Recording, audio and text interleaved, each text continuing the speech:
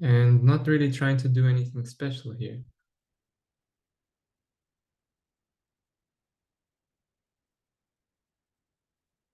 Very simple recognition of what is happening.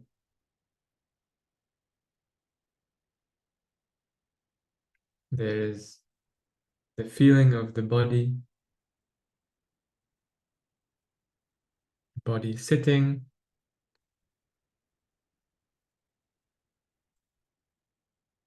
then all the feelings of sitting, the pressure, the touch, sensation of weight,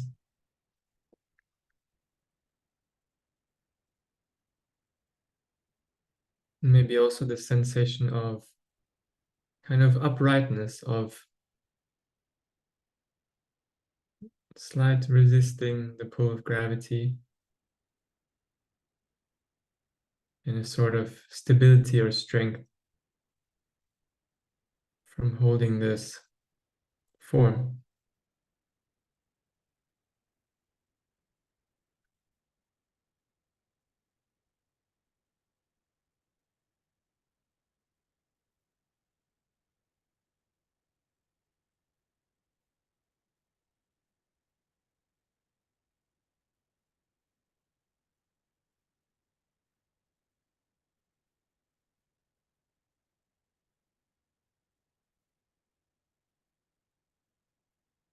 And seeing now just how much we can just drop back.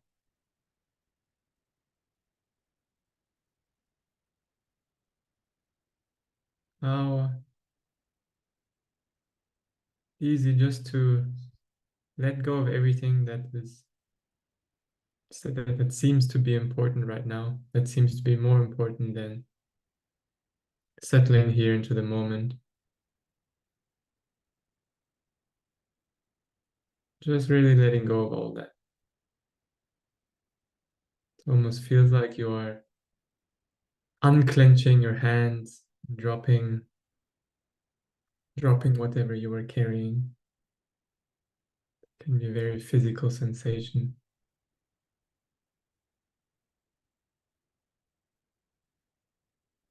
of just coming to rest or allowing natural state of rest,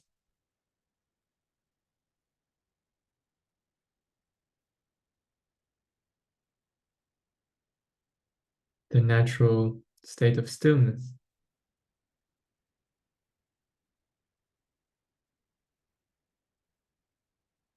becoming empty.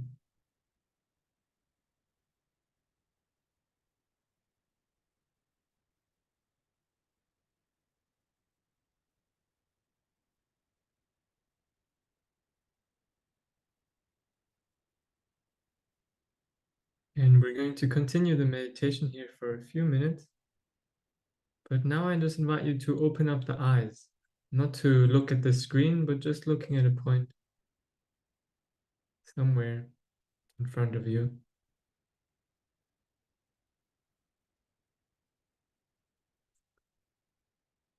And just continuing to allow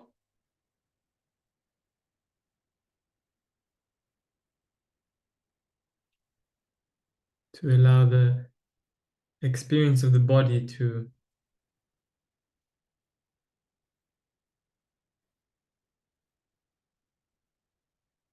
be here.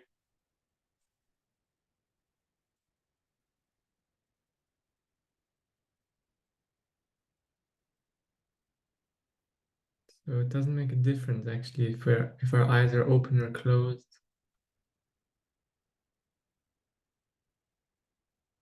And still drop into this, just receiving, just aware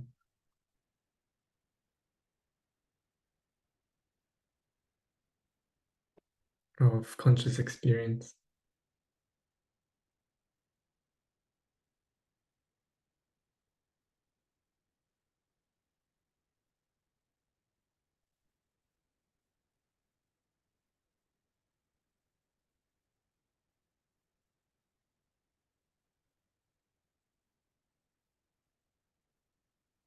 Even with the eyes open, you can notice the feeling of the body.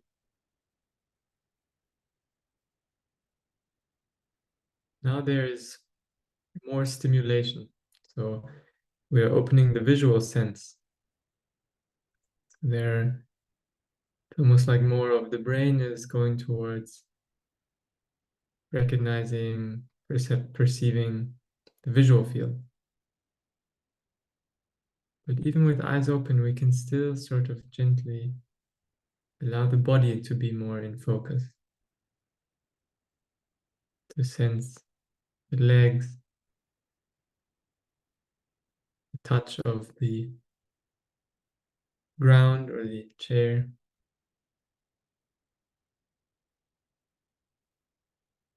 the sensation of weight of the arms, of the hands resting,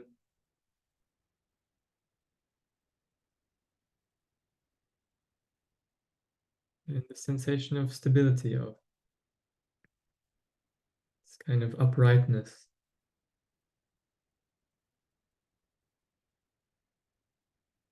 This strength.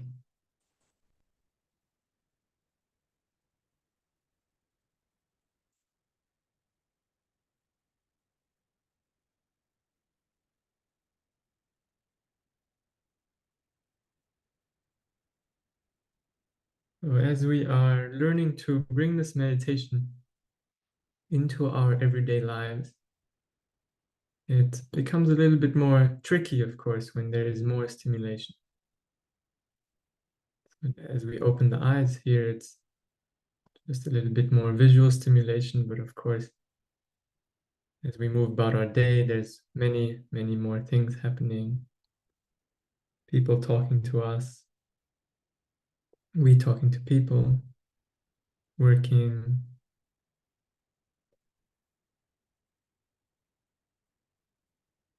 and also many different positions of the body. So now we are in our kind of comfort zone. We are in our sitting position, the position we are most used to meditating in.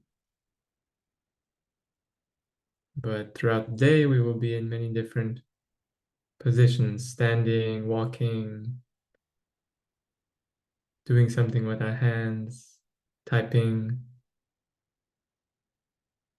driving, lying, many more positions of the body. And the key to bringing the meditation into all of these different moments throughout the day is not to let meditation be something so specific. Meditation is just the simple recognition of what is here now.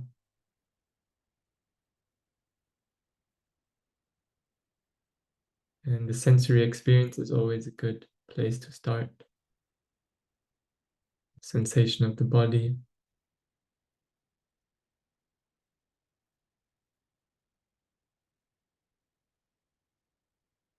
Doesn't have to be a formal body scan, but just noticing naturally what sensations you notice in the body. Maybe the attention jumps around the body.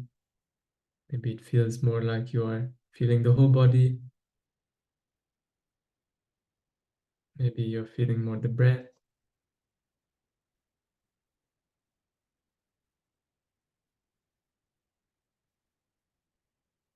Whatever it is.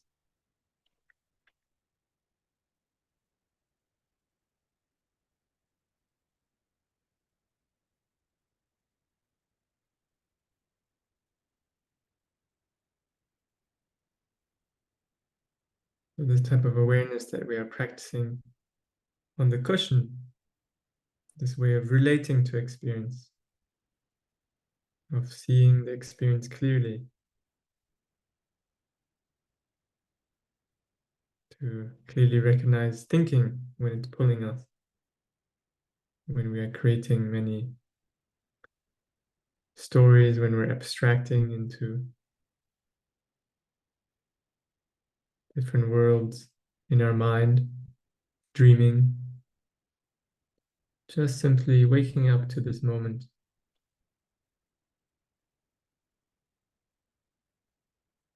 of the body.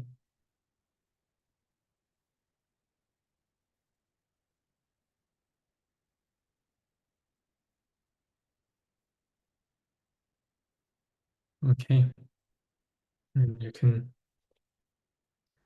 stop holding the posture, but throughout this Dhamma talk, I just invite you to keep just a few moments here and there where you're just recognizing, I'm sitting, I can feel myself sitting, I'm seeing something, even as you get kind of sucked into the content, the imagination, the remembering of what I'm going to share.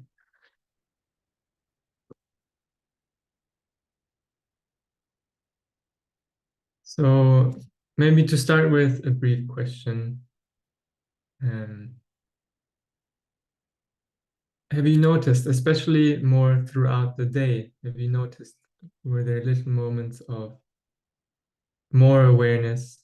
Um, and what were you aware of in those moments? Maybe just to keep it short, if you can just write that in the chat.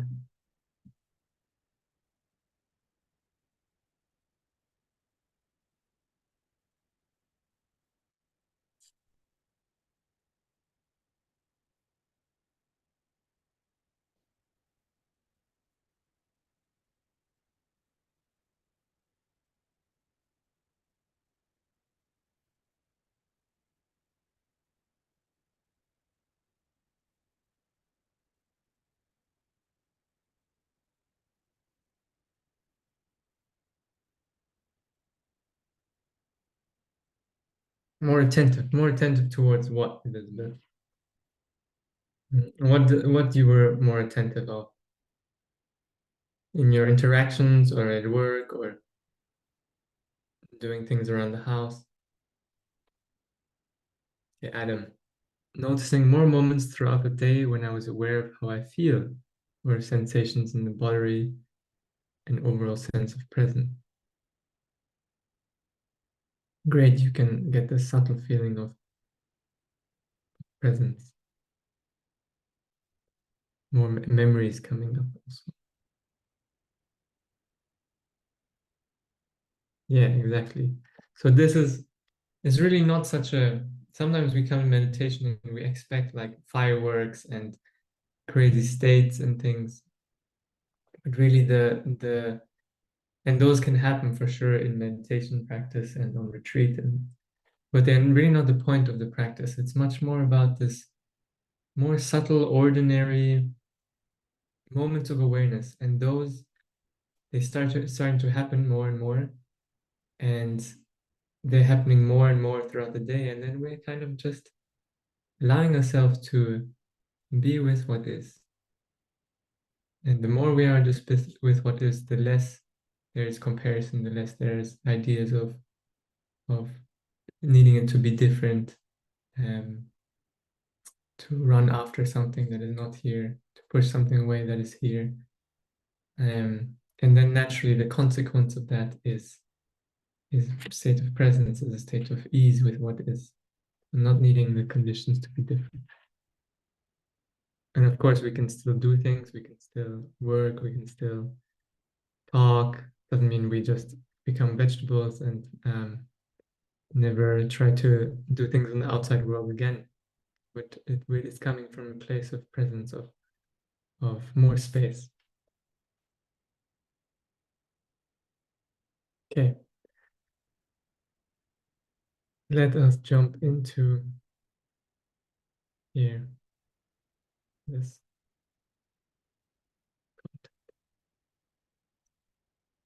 So what we practiced over these 10 days, and we have 2 more days left, is the practice of sila, of morality, of not doing harm and doing good.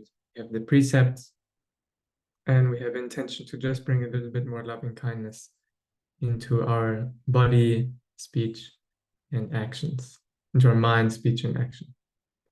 And then we have practiced samadhi. We've practiced the skill or the working with the mind to collect it, to bring it. It's so scattered all the time, thinking many different things, many different conflicting intentions. And just by giving the space and time and having some focus object, we are slowly gathering this mind, this scattered mind, and collecting it, so that we can be more directly with just one thing at a time.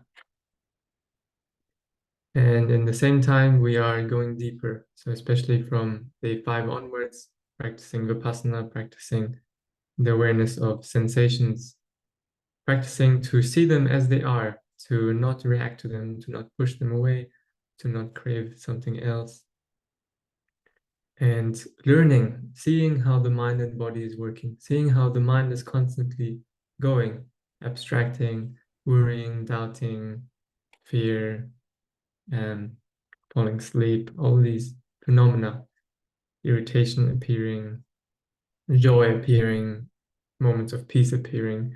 We are really learning about the entire structure of the body and mind, and just gathering experience and just learning to be present with all of that, whatever state it is, um, whatever is manifesting in the moment, and simultaneously cultivating deeper awareness, deeper sensitivity, and of course, deeper equanimity. And what I propose is really not to let the meditation practice become something very compartmentalized. I actually did this for, I think, 2 years, where I kind of just meditated 2 hours a day, really intense with that, and I really was quite disciplined with it and forcing myself to do it. But I failed to intentionally bring this practice so much to the rest of my life. And once I started just doing that a little bit, just to recognize that meditation is not so different from what I do in the rest of my life, it really transformed also the way I practiced, not so much striving. And just to let every moment, when I can, be a little bit of a moment of present, of awareness, of sensations. And this really helps to reinforce each other. So there's this nice saying, I think I read it in a book somewhere and I can't remember where, but it's a saying which is first, the meditation practice happens within your life, and then your life starts happening within your meditation practice. So this is really also the journey with it. And not to say that we can't enjoy things, we can't engage with the world anymore, but there's always this sense of awareness, sense of discernment, sense of wisdom of what is happening.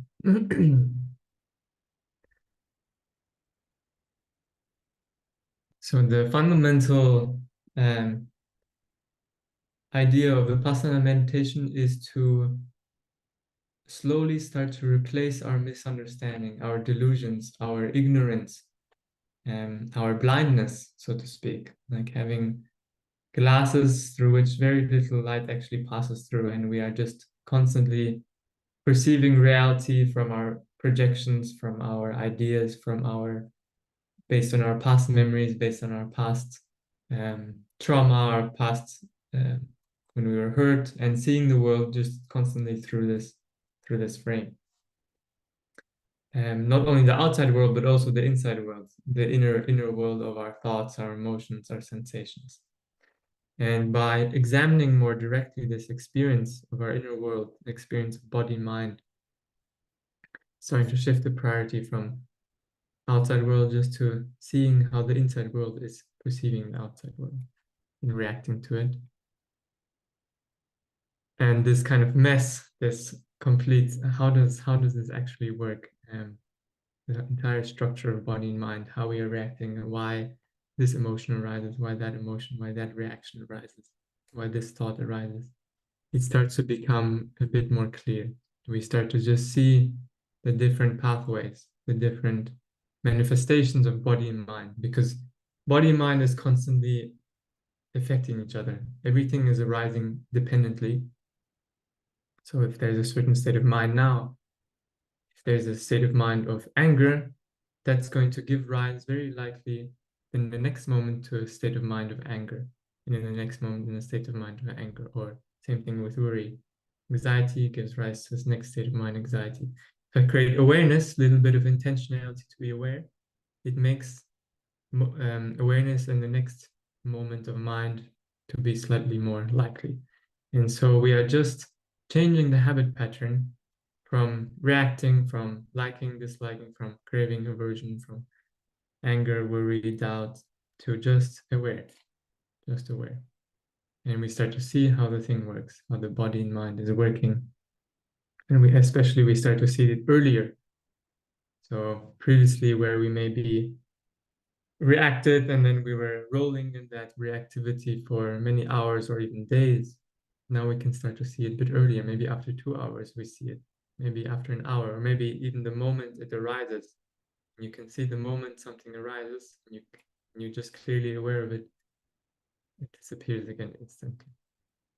But of course, this is a journey, a process, and I definitely can't do that always.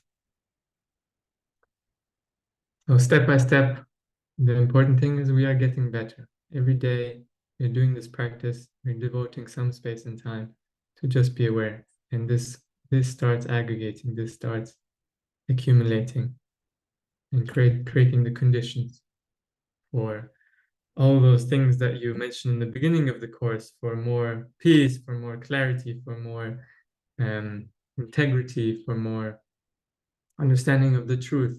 All these things are side effects of just aware of what's happening.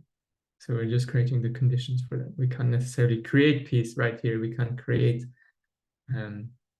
insight. We can't create truth, but we can set the right conditions for all those in their own time to appear.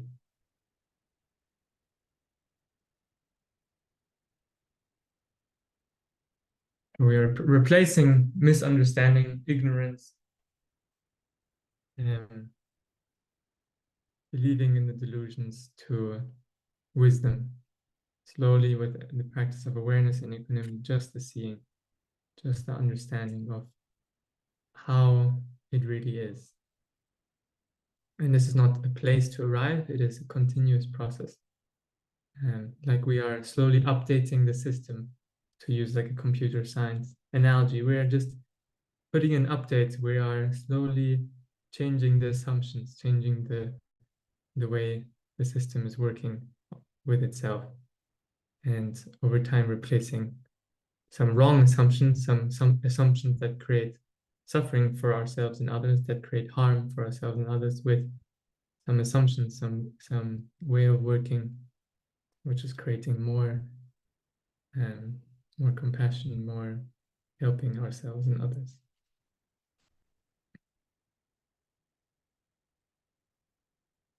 And the way to work with that, the primary principle is just to be aware of the reality of sensory experience at the present moment. Sensory experience, all senses,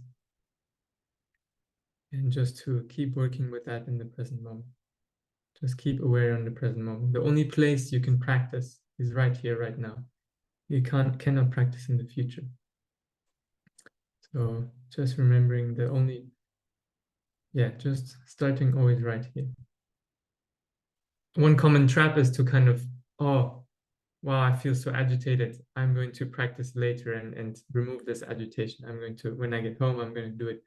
But actually, in that very moment of recognizing that you're agitated, that is the moment of practice already. So just bringing the practice always right here. And then, of course, you go home and you can still do the planned meditation, but just start right here.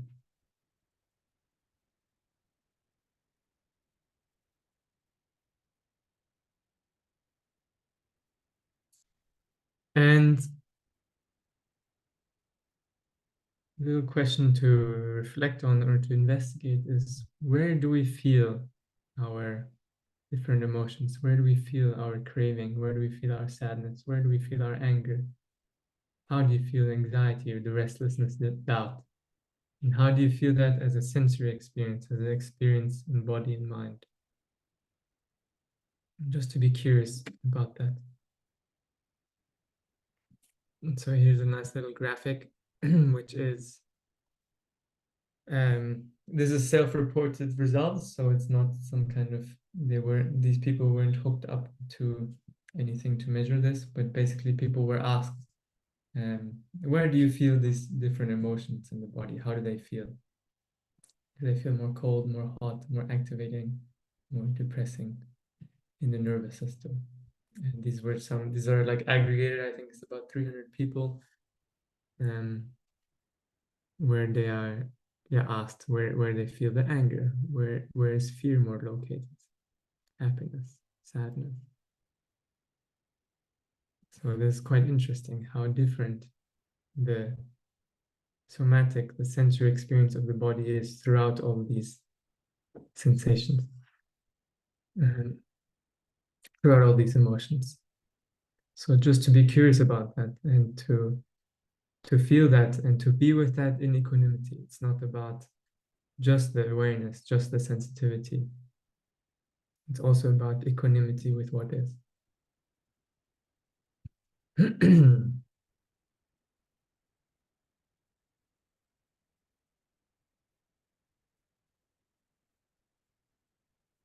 And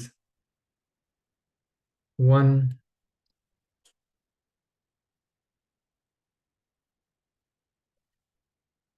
just an invitation for a little moment of awareness.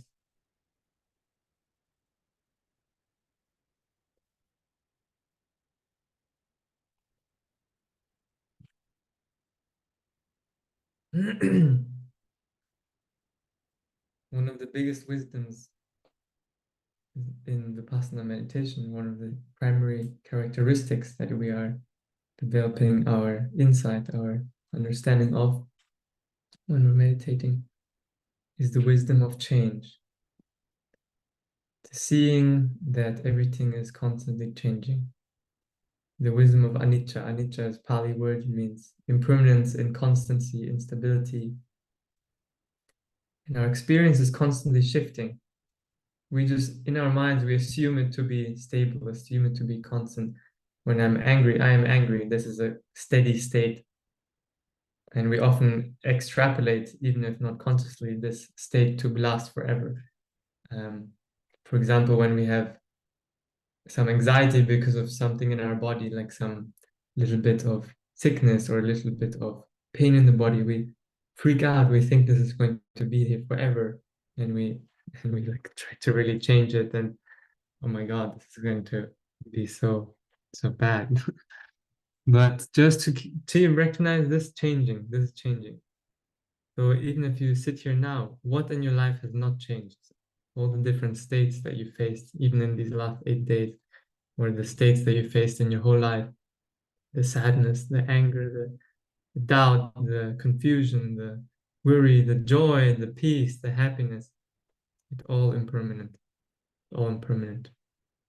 And we can see that at a very overarching gross level, um, that there's something for a few hours, then it changes into something else for a few hours. Next day, it's something else. In your meditations, which meditation was the same? All your meditations this week, they were different, no? Different things happening. And so we are also examining the moment to moment change. Every moment there's something else appearing inside the body. And we are just developing the sensitivity and the awareness and the equanimity to see. And the more we understand deeply, intuitively that the things change, the less we react, the less we hold to what is pleasant, the less we push away from what is unpleasant, because it's already shifting, already in flux.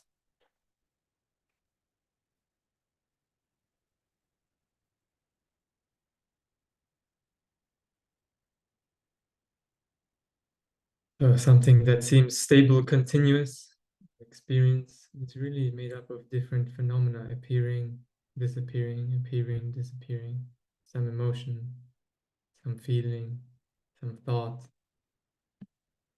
some worry. And if we dig even deeper, deconstruct it even more, it's a collection of micro phenomena appearing, disappearing in very quick succession. And just by being aware, this starts to reveal itself more. just aware of the experience.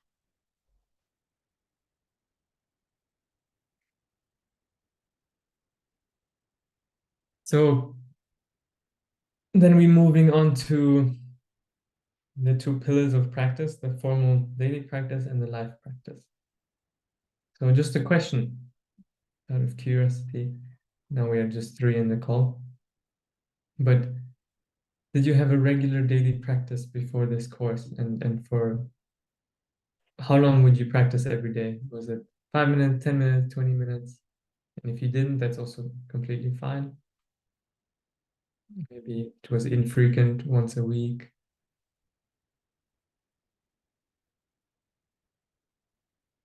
20 minutes every day in the morning for the last 2 years. Excellent.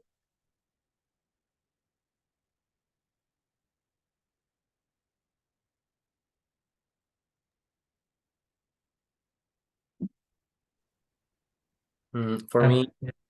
Go ahead. hey, sorry. So I prefer to speak for this one.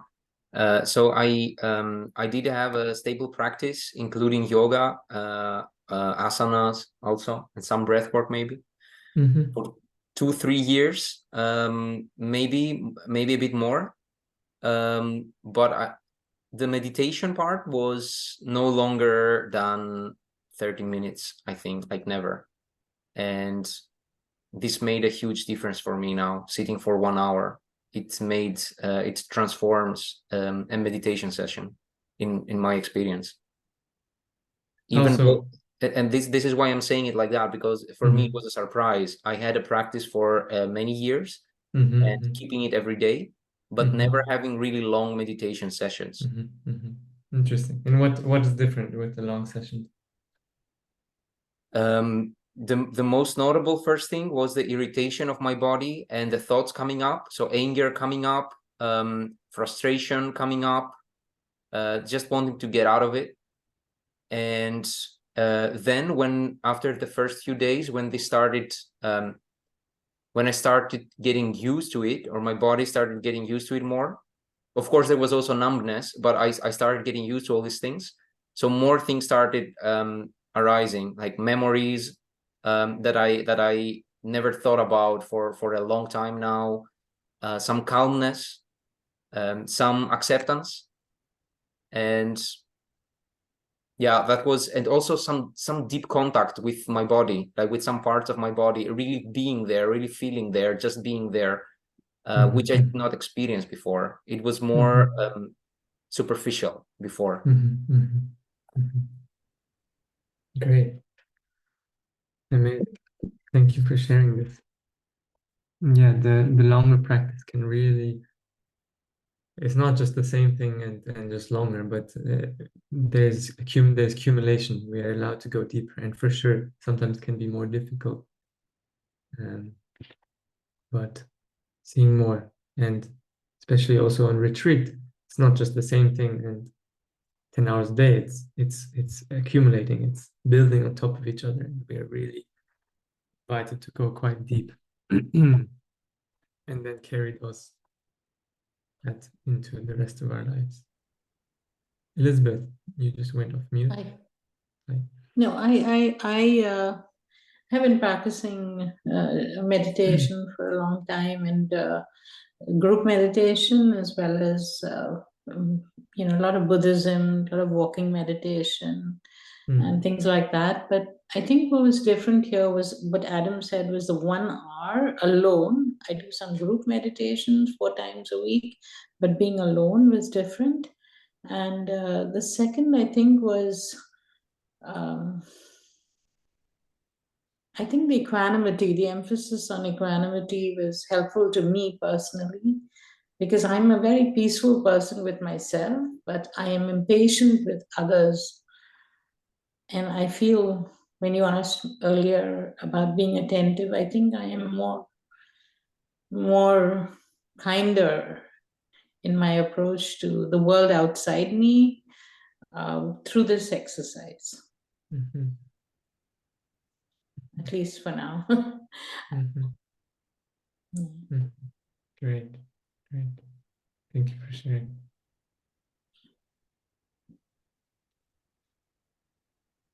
Okay, Yeah, so you all have already your daily practice, which is amazing. And I think that this coming with this already to this course really helps you also to go deeper into the 1 hour, the 2 hours per day. So I don't have to say much about daily practice, all of you have it. But just for those on the recording also, daily practice is like brushing your teeth. So brushing your teeth every day, it's becoming really part of just a habit. Now you wouldn't think about not brushing your teeth in the morning or maybe even in the evening. And so our daily practice is a little bit like refreshing and clearing the mind, clearing the body and mind, clearing any resistance, any phenomena, any frictions, a little bit. And it's just becoming just like that.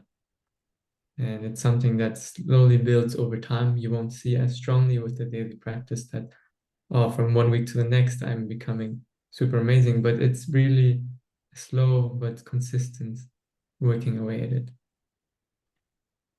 And of course, then some periods of more intensity, periods of 10 days, where you're doing, for example, this course, 2 hours, or even going on a in-person retreat, doing 100 hours over 10 days, can really get some depth and then again integrate. And this daily practice is so important, not only because it's building over time our depth, but also because it's allowing us to face the things that we need to in our daily life with a little bit more awareness. So we're also learning how to integrate the practice into our personality, our identity, how we interact with loved ones, work, friends.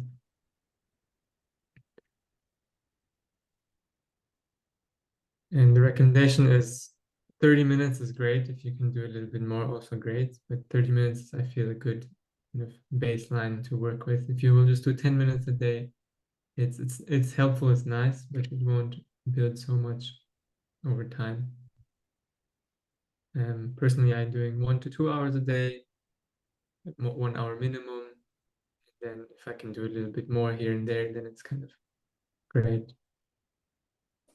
And then bringing the mindfulness when you are going walking in nature, bringing a little bit of awareness into moments of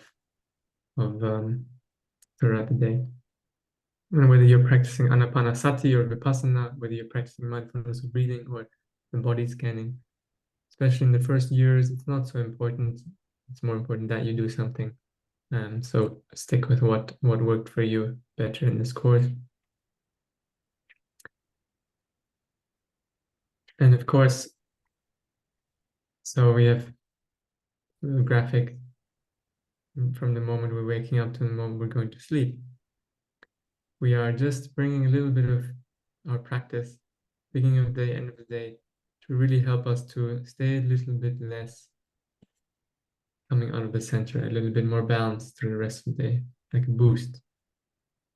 But even better if we start to bring in little moments throughout the day, and you can play with whatever works for you, little anchors of mindfulness. For example, I noticed during this call that when I reach to pick up this cup to drink something, is for me it's almost like a little reminder to be aware, to be mindful. I'm kind of like talking a lot and imagining and talking and in this stream, and then something interrupts that. I feel desire to drink, and then that journey there, instead of me continuing to think about what I'm saying, can just be a little interruption in that, feeling the sensation of the cup, the weight, the moving of the arm, the drinking. Still an interruption, a little reset moment. So just little things like this throughout the day. If you walk to the bathroom, it can be some walk of mindfulness. If you washing the dishes, if you are standing in the line waiting for something instead of checking the phone, instead of thinking about what you need to do, just a few moments here and there. And this really makes a big difference.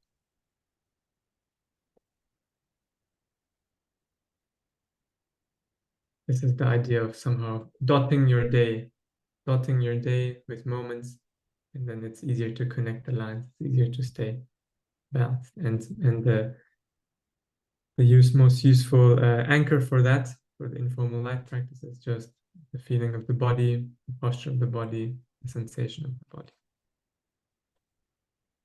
Very simple. So I'm really happy, Elizabeth, you were sharing before, because this is really this kindness, this more compassion, more space that you feel also towards other people. It's really also a consequence of the awareness and equanimity that you have towards yourself, towards your own body and mind. Because maybe when interacting with others, others can always trigger more us than when we are sitting in stillness. Can bring up impatience, can bring up judgment, but just in being able to hold our own emotions more, our own impatience, our own irritation, our own judgment, just aware of that. Naturally, this attentiveness, this presence is flowing on to those that we interact with. And the more also we understanding that when they are acting in certain ways, it's not because they are evil, but also because they have these conditions inside, these impatience, this irritation, the judgment that we all have. We are not so different as humans. Being able to hold space for ourselves, being able to hold space for others. Not that we always have to be super patient and things. Sometimes it's the wiser thing to do is to cut it, to say something, to be more sharp, to change it. Maybe you have something to do, then you just change it. You don't always need to be this peaceful monk, you know. It's about my friend said to me once in the monastery, oh, this practice is teaching me how to be patient and teaching me to be impatient in the right moments. So it's not just fully patient all the time, but sometimes it's better just to cut it.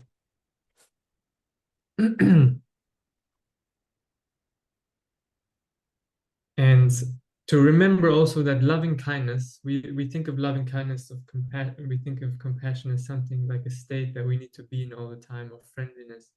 But really there's multiple dimensions to loving kindness. There's of course the loving kindness of compassion, of when we see suffering in the world, to see how can we help, how can we feel that suffering, not to just detach ourselves or get overwhelmed by it and feel despair. What can we do to alleviate suffering? There's the dimension of appreciative joy, when there's joy in others, when there's joy in the world, feeling that joy also as our own joy, rather than jealousy or I need to have that also, just the sympathetic joy of loving kindness. And the last, often forgotten dimension of loving kindness is equanimity. So sometimes loving kindness, we cannot do anything. We cannot do anything in the situations without harming ourselves too much. So then it's also equanimity. I see the suffering, I see the thing, but I cannot change it right now.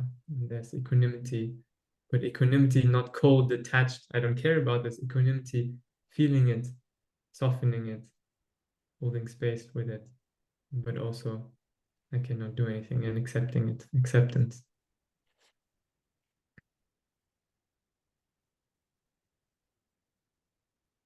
And these can be practiced individually, actively, but also are a consequence of the wisdom, the right understanding. So we planted a little bit of a seed during these 10 days. A sapling, some of you already might have had that seed and have just watered that more intensively, cared for that more intensively, the seed of the practice.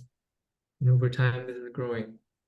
It's growing, this is developing branches, this is able to nourish itself more. And over time, it becomes stronger and stronger, developing deeper roots, developing stronger trunk, developing bigger branches, the tree of Dhamma, the tree of the practice. And being able then to also provide shade, provide fruits for those around us.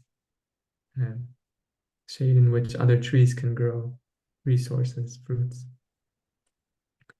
So our only job is to keep nourishing this seed, to keep caring for it with our daily practice, with our informal life practice. And over time it's growing, it's growing, it's growing. it is exactly like growing a tree. We cannot make the tree grow by willpower into a big tree. No, all we can do is supportive conditions, practice every day, to approach the practice with honesty, with care. And then this is the law of nature that the thing will grow, the thing will develop. So this is the path, and I'm also walking step by step. Yeah. So I'm happy now for some questions, some sharing, whatever is in your mind, whatever for the whole course, also what you didn't understand, what you want more clarity, something you want to share, anything is welcome.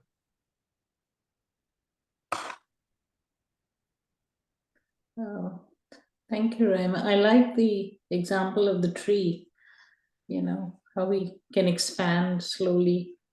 I think that's the most important thing I've learned from the course is to create the space within us and then it'll automatically grow. That's a nice example. Thank you. Um, I didn't have any questions, but I did want to share the little confusion I had because I Mhm. do Shavasana, which is a part of yoga. I don't know if you know that exercise, where you do a body scan. It's called Shavasana.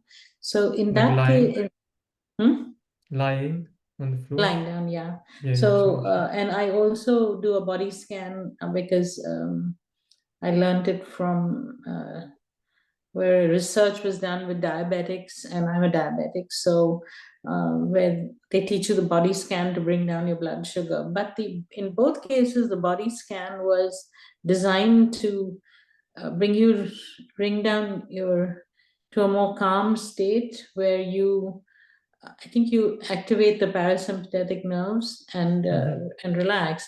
So when I first started doing your body scan, I was doing that, and then I realized that I think the Vipassana technique is about awareness of the sensations to bring you to the present and feel equanimity. So I had a little confusion there. I just thought I'd share that with you. I, I have to choose, I think, the Vipassana Yeah. practice if I'm doing, and not the Shavasana practice. Yeah, this is a really interesting point and something I play with also because I do the same, this kind of progressive body relaxation while lying down, especially if I want to Right. really if I before a nap or before I go to sleep, this kind of body scanning, which is much more open, spacious, and much more concerned with the relaxation of the body and the nervous system. And you're right, this is a little bit different mode of body scan. It's almost like we're scanning the body, but our priority is to relax and to not necessarily go so deep into the experience of sensations, but more to feel what is there and allow it to somehow melt, to soften. And so it is a little bit different. And usually also in the lying posture. And I think of it like different gears. So like when you're practicing Vipassana, you're shifting a little bit into a higher gear, a little bit more alertness, a little bit more energy of the mind, a little bit more factor of investigation, awareness, also of the sensation, but also how the mind is working, how the mind is getting distracted, a little bit more infusing with clarity in the experience, and more sharp a little bit can be. Yes. And also in the sitting posture, so it's a little bit different there. But for example, if I practice Vipassana body scanning while lying down, I won't fall asleep because there's this energy in the mind which is investigating and clarifying. Whereas if I do the progressive body scan, then I will fall asleep. So it's okay to use either, but just being clear with I'm practicing Vipassana or I'm doing this Shavasana. Right.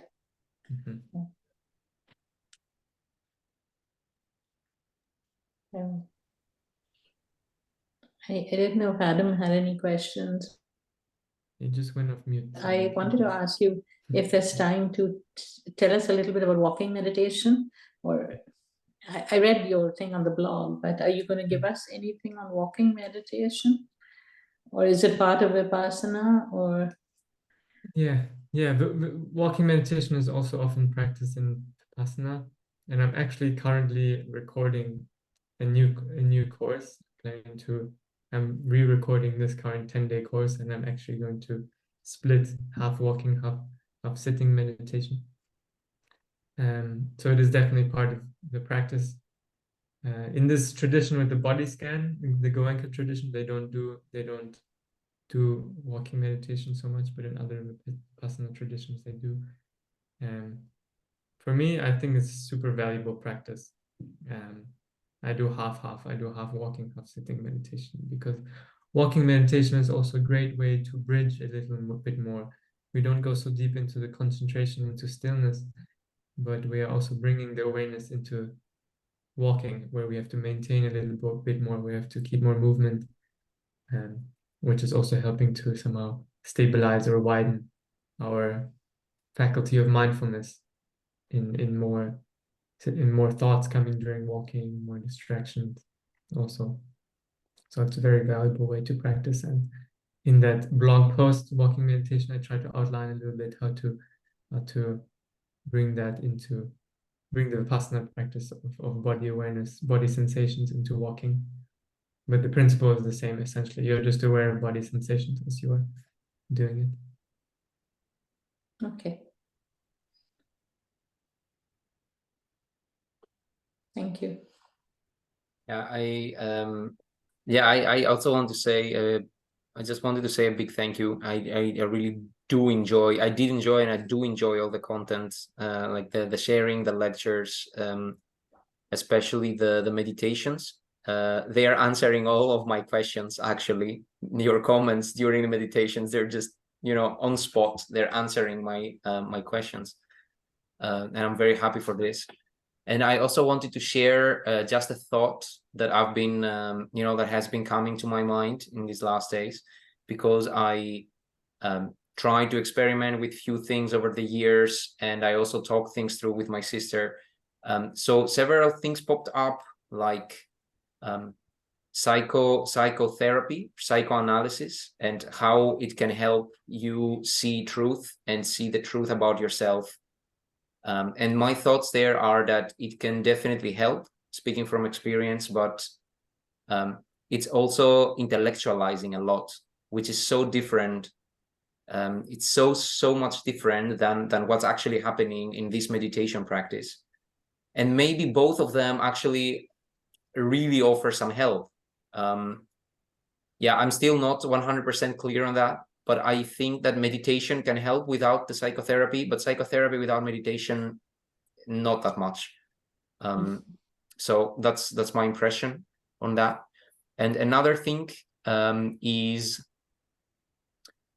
definitely yoga popped up, and definitely savasana and yoga nidra and these relaxation things, as you already discussed, the comparisons of this. And I also realized it's quite a different thing. The goal is different, like the priority is different. And the last thing that I really had a look into, this past few years, was the positive thinking, positive psychology, Western schools, and these, I think in yoga, mostly it's called jnana yoga, which is the more theoretical, just keeping the knowledge of Brahman, of the God in mind, just understanding things and hoping that this can really help you reach liberation. Throughout these things, I found myself always thinking about stuff. So positive thinking, trying to manifest things, law of attraction, all these things. And now I realize that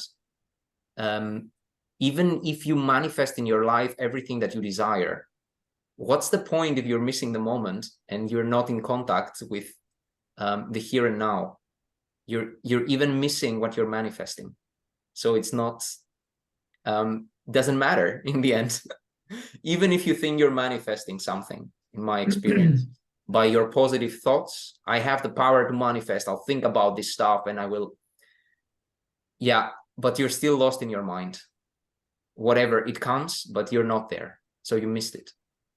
So anyway, this is my experience and everything I wanted to share. So just to summarize, I really found this practice very valuable because it really helps me live my life.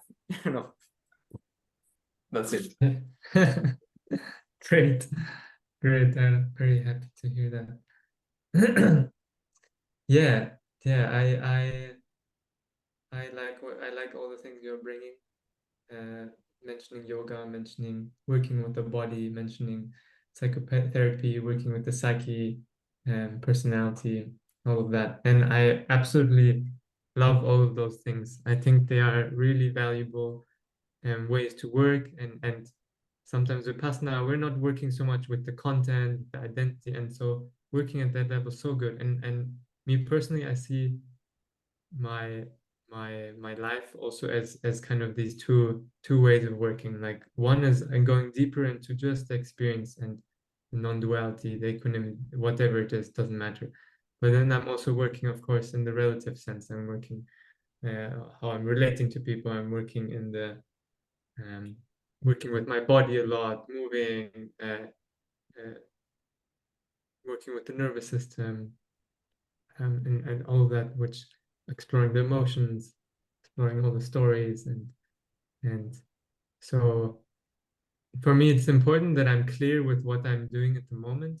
If I'm clear and I don't let Vipassana become a space of thinking about and analyzing. So it's clear that I'm giving some space and time to this way of being, and at the same time as developing the other aspect.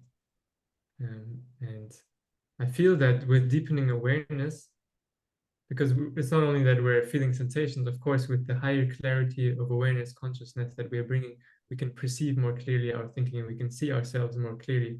And so it makes all those other practices, working at the other levels, much more effective than if we don't have the practice of awareness, of stillness. So yeah, for sure, it's helping.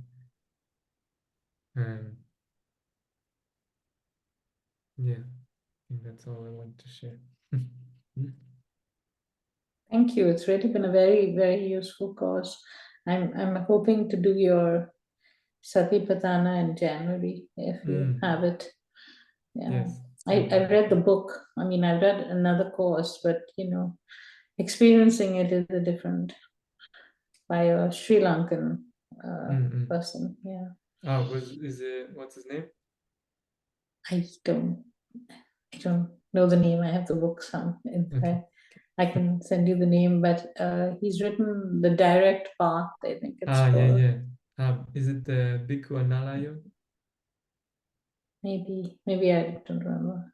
It's in my living room though. Yeah, The book. I have both the books and both his books, but I got very interested in Satipatthana, and then I was in. I saw that you were offering it, so I might yeah, do it. And sure. yeah, You're welcome. a lot of And I'm an artist also, so I do a lot of art that expresses these ideas. So for me, it's a dual interest in in the unseen, what goes on. So I'm not intellectualizing, but it's part of me. So yeah, thank you. It's really been a useful course. Yeah, the Satipatthana course Appreciate you doing that.